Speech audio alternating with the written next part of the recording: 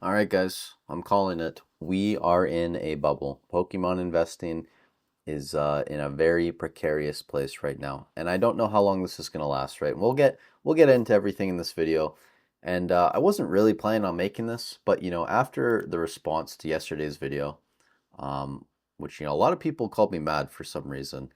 Guys, I'm not mad that I missed pre-orders, right? I didn't even want to pre-order, okay?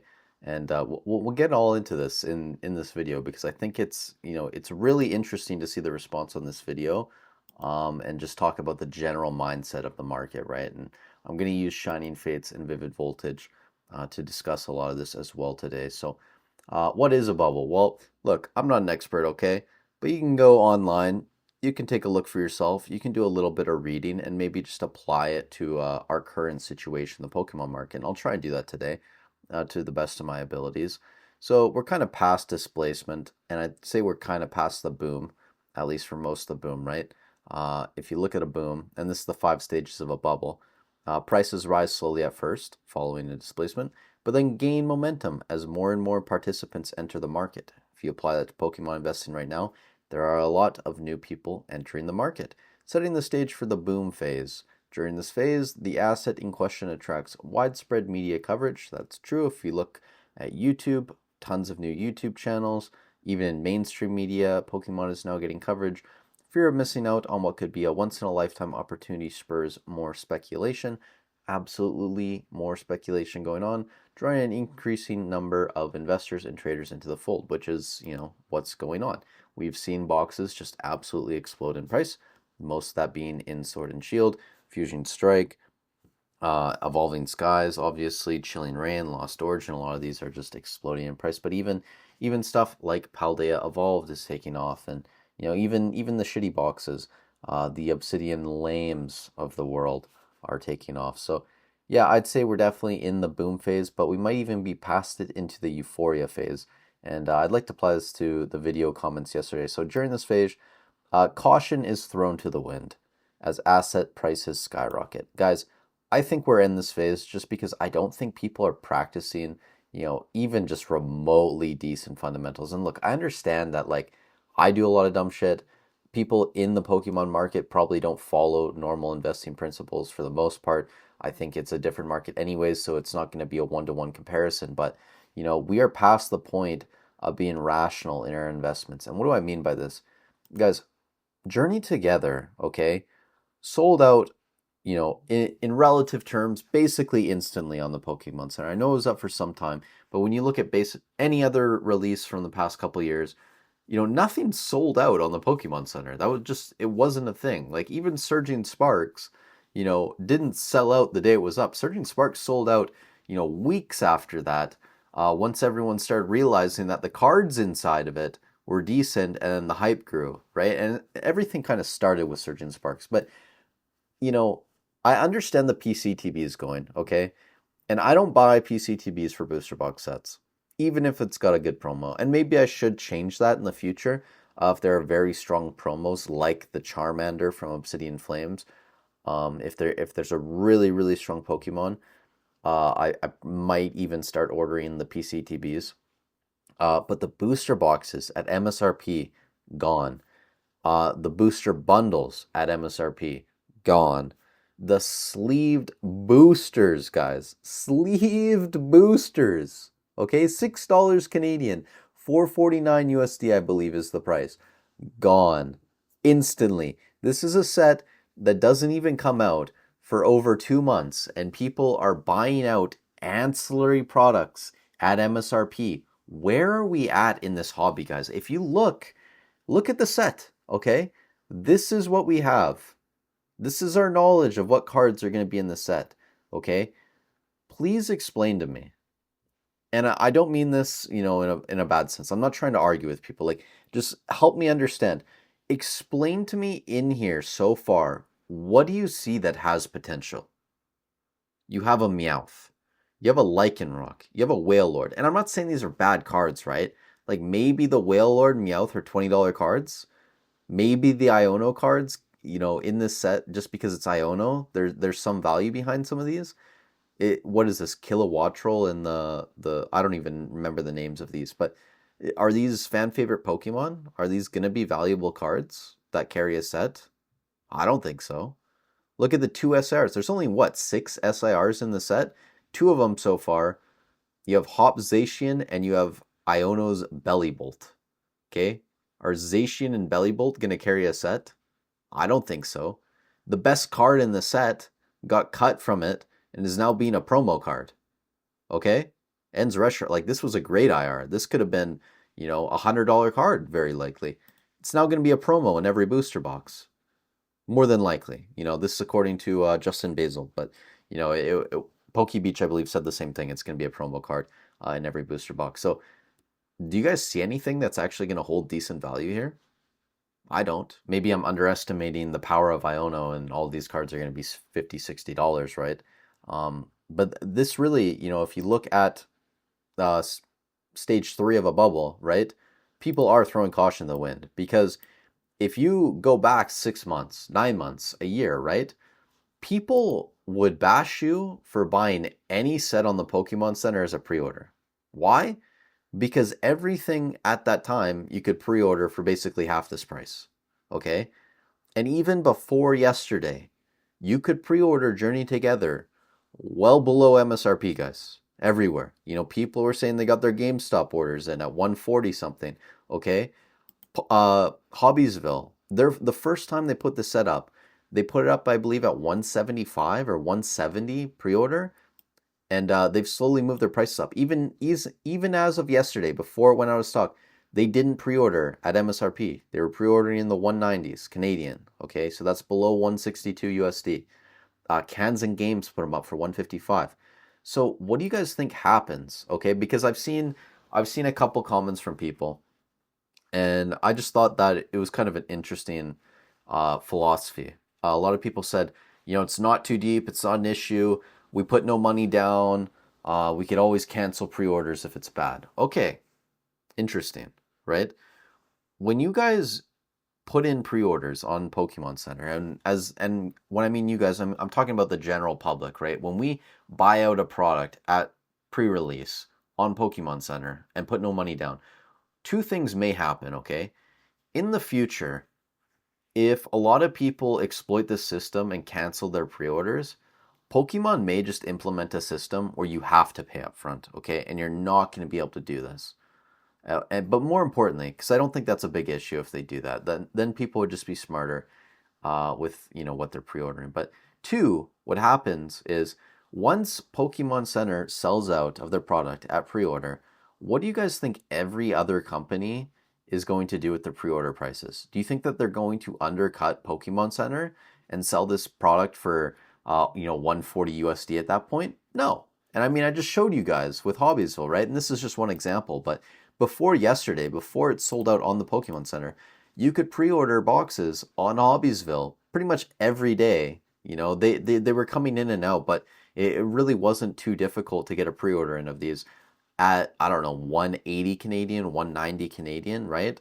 And on Hobbiesville, you can, get your 1% back as well. So it's even a better deal than the Pokemon Center. So you're getting it much cheaper. And that's just one store, right? Like GameStop, I know some people said was in the 140s. Cans and Games already said was in the 150s for when they did their first wave or whatever. So now all of these stores have no incentive to put out pre-orders below the Pokemon Center MSRP. This is going to start going for either 210 exactly, Canadian, or 161, whatever it's going to be, or even higher, right? Because if people want the product, if the demand is there, these third-party sites have, no reason to do it at a cheaper price. And you're going to have to pay. A lot of these stores, you're going to have to pay up front, and you're going to have to give them an interest-free loan, basically, and hope they don't cancel. And if the set's a dud, right, which is kind of looking like so far, there's nothing that we've seen to tell us that's going to be a good set, then you might be stuck with a product, right, that's not going to move for years. And what if a reprint comes? What if it's Vivid Voltage 2.0, which I referenced at the start of this video, guys? This product came out in 2020, okay? And everyone thought it was going to be great. There was tons of hype around it. And again, I wasn't really in Pokemon investing at the time, but, watching videos, learning about the history of Pokemon investing, even back to that time, 4 to 5 years ago, right? Like, Vivid Voltage was big. Same thing with Shining Fates. You look at early 2021. This was $100 Canadian, $110 Canadian. Vivid Voltage passed $300 Canadian, which would have been well over $200 USD. Guys, well, it's 4 years later. Vivid Voltage is not even close to its all-time high. Not even close yet. Shining Fates, same thing. Not even close to its all-time high. So if you buy Journey Together, okay, what are you actually doing? What is your plan? Are you planning to hold this for, 5, 10 years? Are you planning to flip this? If you are going to flip it, how are you going to flip it? Are you going to flip it locally and just try and sell them for 200 a box? What happens if this, again, like, I just think that we're at a point now where people aren't, you know, thinking and thinking rationally about certain things. Because if you look at any set previously, right? Surging Sparks is a good example. And this was kind of the last set a lot of people did this with. You'd wait for the cards to be announced to see what the set is going to look like, and then you'd make your decision based on that. I saw Surging Sparks releases, and I thought, this is going to be a great set. Okay, I didn't care what anyone else thought. You had the Milotic, Latias, and Pikachu, and you had some other cards in there as well. You had the Lysia's Appeal, and then even the Ceruledge, Latios. Like, it made sense, right? Like, there was going to be a very strong case for the set to do well. Same thing with Prismatic Evolutions, guys, and this is why I'm going so deep. Even if we're in a bubble, right? Like, even if, the popularity of Pokemon goes down again towards the end of this year, people leave the hobby, and you see a lot of people talking about it right now. They're just kind of done. They can't buy cards, whatever. Even if that happens, a set like Prismatic Evolutions is going to be fine, okay? A set like Surging Sparks is going to be fine. I'm not worried about sets like this. Journey Together, I have no clue what's going to happen because we don't know what the cards are going to look like. We don't know what the popularity is going to be like, okay? People buying this out are just speculating that Pokemon investing as a whole and all of these products is just going to continue to go up, which could be true, right? You look at the stages in here, and they even reference Keynes, right? Like Keynesianism. The markets can stay irrational longer than you can stay solvent, which is true. Like, we could see just an extended period of irrationalness. Is that even a word? Irrationalness? People being irrational, I guess, whatever, right? Like, it could go on for another year, 2 years, who knows, right? But I at least feel confident buying this product because I know it's got top tier hits, okay? It's going to have amazing master balls. Like, this is a set that could legitimately talk, or, you could be in the conversation with overtaking Evolving Skies as one of the best sets of all time, especially in the modern era as well, right? With Journey Together, you cannot sit here and tell me with any sort of honesty that this set could be compared to something like Prismatic Evolutions so far, or even Surging Sparks, right? You can't, because you don't even know what cards are inside of it. So, for anyone who pre-ordered the set, and if I came off mad in the video yesterday, I'm not mad about missing pre-orders, guys. I didn't even try and pre-order this set yesterday. Okay, I was sleeping. It's whatever. I saw it was released. I knew that pre-orders were going to go up. I just went to bed. It's whatever. I didn't even try because there's no point in paying MSRP for this. Why would you buy booster boxes and sleeve boosters for a set when you don't even know what cards are inside? Okay, but you could still buy Paldea Evolve for $200 or less. Okay, you could still buy Twilight Masquerade for 180-ish. You could buy Astral Radiance for 210, 220. Okay, and you can probably find it cheaper locally. I would rather buy any of these sets right now, any of these three, I would rather buy over pre-ordering Journey Together. That's just my opinion, okay? And I would much rather buy Prismatic Evolutions at MSRP and put all of my money into this set, okay, than buy Journey Together. If Surging Sparks gets a reprint, prices come down, I'll probably pick up more booster boxes, but I still think there's no set comparing to Prismatic Evolutions. And we know what cards are going to be inside of it. We have a general idea of how the set is going to perform based on history. We don't know that with a lot of these other sets. And if you guys say otherwise, you're basically just, being delusional, you're being irrational, and you're gambling, right? It's not investing at this point. You are just speculating on what is going to happen through 2025 into 2026.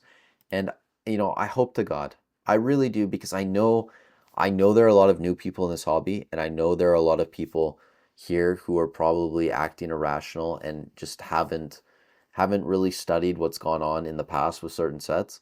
I hope we don't have Vivid Voltage 2.0. I really don't, because there are going to be a lot of people investing too much money into some of these sets, And if something happens like Vivid Voltage, a lot of people are going to lose money. A lot of people are probably pulling out credit cards. Like you, a lot of you guys watching this video are smart. I know there's a lot of smart people watching this video. You guys aren't over leveraging. You're just buying a little bit of each release. That's great. That's fine. If you have a long-term mindset with it, sure. But there are too many people going all in on sets and gambling right now. And I don't want to see a Vivid Voltage or a Shining Fate situation. And I think eventually it's just going to happen, right? It's the reality. A lot of people are hoping that we're here, okay? They're hoping that, Journey Together is going to be a Sword and Shield base situation, or it's going to be a Rebel class situation where, even if it's not a great set, the demand is just so high, or there isn't a ton printed that the boxes will still do well, okay? But we could be 6 months in front of that, and we could already be at Vivid Voltage. We could already be at Battle Styles. Like we do not know what's coming, but eventually, right? And again, like it could be a month from now, it could be 6 months from now, it could be 2 years from now, it could never come. Who knows, right? Um, well, I guess maybe never say never, but uh, it's something's gonna change eventually, and someone's gonna be holding the L at the end of the day. And I hope to God it's not people like this leaving comments like this, just thinking that the set is gonna explode and be $300 in a month or whatever. So that's all I gotta say, guys. I'm calling it. We're in a bubble. Whether it's going to be 3 months from now, 6 months from now, 2 years, 5 years, don't matter. I'm putting my money into good investments. I'm not over leveraging. And when the crash comes, I'll be able to execute on my plan. But, hopefully you guys are doing the same thing and just being smart about it. Thank you so much for watching the video. Stay safe wherever you are in the world, and I'll catch you in the next one.